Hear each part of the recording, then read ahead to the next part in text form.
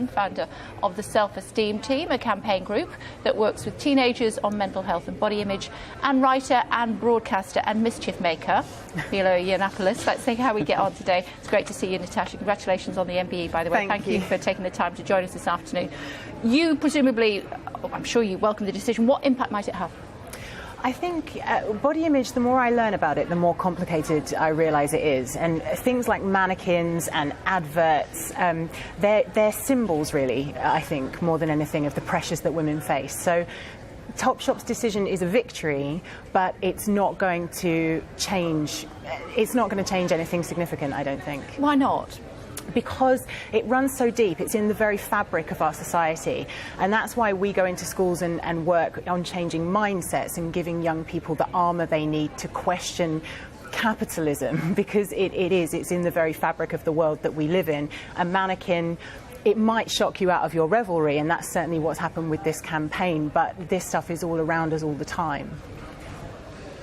Well, it's extraordinary, isn't it, to hear about, you know, the fact that there's apparently a problem with women worrying about being too thin. That's, of course, not the problem. The problem is that everyone's getting too fat. And actually, there's no evidence, really, that any of this stuff has much of an impact. A lot of the science is very fuzzy on this. It's social science stuff rather than any real sort of reports or anything. I mean, what worries me about all of this kind of stuff is the implication that somehow we're going to make people's lives happier or better by encouraging them to believe that whatever body shape they are and whatever they look like, they're beautiful and they're going to be happy. That's evident. That's quite clearly not the case. I mean, if you look at women's happiness has been going down since the Second World War. Actually, every decade, women are getting more miserable as they get told that they can be who they want and look how they like.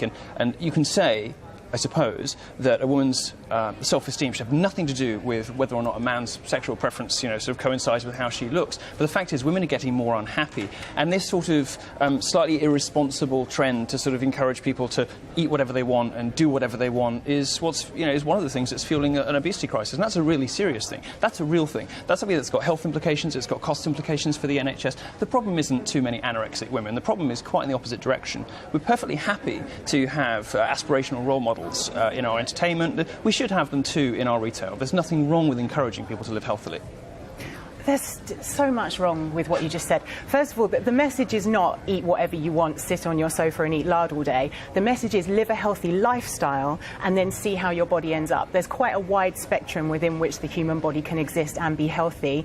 Human beings come in lots of different shapes and sizes, and that should be reflected in retail, because after all, it's us that's spending our money on those clothes. There's also evidence to show that our thin worshipping culture is actually what's fueling the obesity crisis, that it makes people feel shameful, that it makes people eat more, it makes people feel excluded from the world of health. I was recently in Copenhagen, a place where they are obsessed with health in a very positive way, and the mannequins, I noticed, were a little larger. So why not allow people the freedom to see themselves reflected in shop windows? I don't think that anybody's complaining about, having realistic types if they want them in certain places. The problem is when you start sort of bullying retailers into getting rid of aspirational body types, making clothes look worse in the window. I mean, if you look, when a woman goes shopping, for example, she quite often looks at clothes that are a smaller size than she'll actually wear, because she wants to know how that garment's actually going to look. These sorts of aspirational...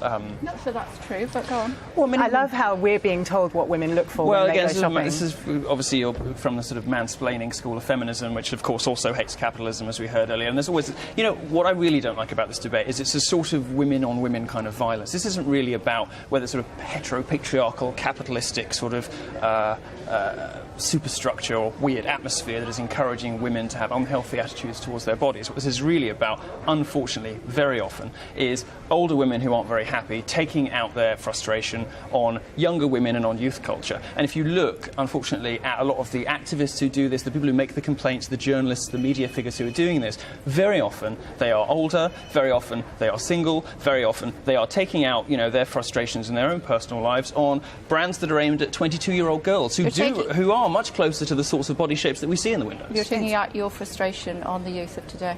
Well, I've been completely misrepresented, which of course is when you're losing an argument, it's the easiest thing to do, isn't it, to try and put me in a box where I'm suddenly a militant feminist. I am a former model. I've worked in the fashion industry. I know that it's run mainly by women and homosexual men, and so So the patriarchy really doesn't have that much of an impact in that sphere. Also, you know, it's when I go shopping, what I want to know is what the garment will look like on me, not on a 6'1" dummy with a 26-inch waist. If you cannot design for a realistic body shape, then you're not a very good designer. If you can only design for a coat hanger, you're creating art, not a garment that's designed for a human body. I'm not sure where this sort of obsession with realism and realistic proportions has come from. I mean, there are blogs, sort of feminist blogs out there that show, you know, video game characters in more realistic proportions. They turn Lara Croft into this sort of dumpy, lesbianic, you know, short woman in cargo pants, and nobody really wants to see that. Nobody wants, not even women. It's not an aspirational sort of icon that people can aspire to be like. The fact is, we do have a huge problem with people treating their own health very irresponsibly. And I personally find when media figures and feminists and activists and campaigners encourage women to worship themselves no matter what their size and what their shape, actually that just has the effect of making women unhappy. And women have been getting more unhappy decade after decade after decade since the Second World War, since this stuff started to happen. OK, we're debating, we're not being offensive, are we? No. So what would you say? I was talking about science. I mean, OK. I would like to see diversity on the high street, because I don't want to see naturally slender women excluded from the world of fashion either. You take any one beauty paradigm, you take a size 16 mannequin, you take a size 0 mannequin and present that as the only way to be beautiful. Both of those are problematic. I want to see lots of different shapes, sizes, ages and races on the high street, and I think I disagree. I think that will lead to greater happiness for women. That's never really true, is it? I mean, people don't want to see diversity. They always seem to want to see larger models and larger mannequins. I mean, the direction, the trajectory of pressure from surely they want to activists be able to see what clothes will look like before they try them on. Well, they can see what they'll look like on them by trying them on. Yeah. I mean, designers put clothes on skinny women because it looks better, because that's what people like to look at. Both women and men prefer to look at that. I mean, the fact is, you know, again, this is not really about men at all. This is about pressures that women put on other women, you know, to look good and to stay thin and to stay healthy. And frankly, those women who do aspire to look like what, you know, you may think are sort of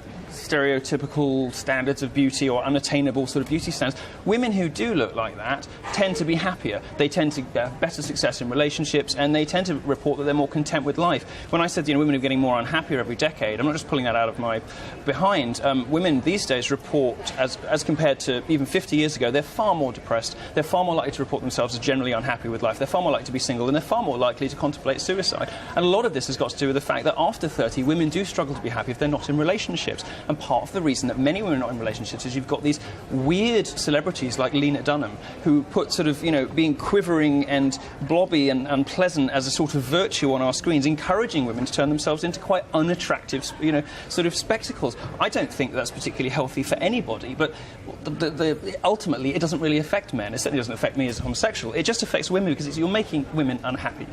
Final thought.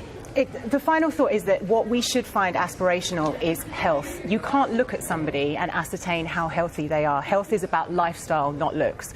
So I want to encourage people to celebrate their bodies, because people who like their bodies look after them. It's the same as with a car. If you had a lovely, shiny new car, you would clean it regularly, you'd put the right fuel into it. People who hate their bodies don't look after them. People who hate their bodies look for affirmation, self-help, you know, sort of motivational speaking of the kind that that you do, because they want to feel good about how they look, no matter what their size or shape. People who feel good about their bodies go to the gym. Come back on that.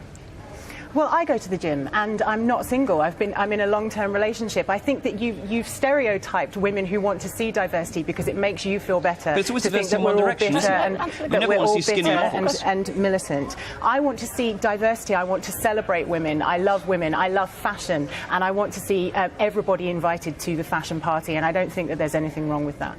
Do you love women? Of course. Great. Good to see you both.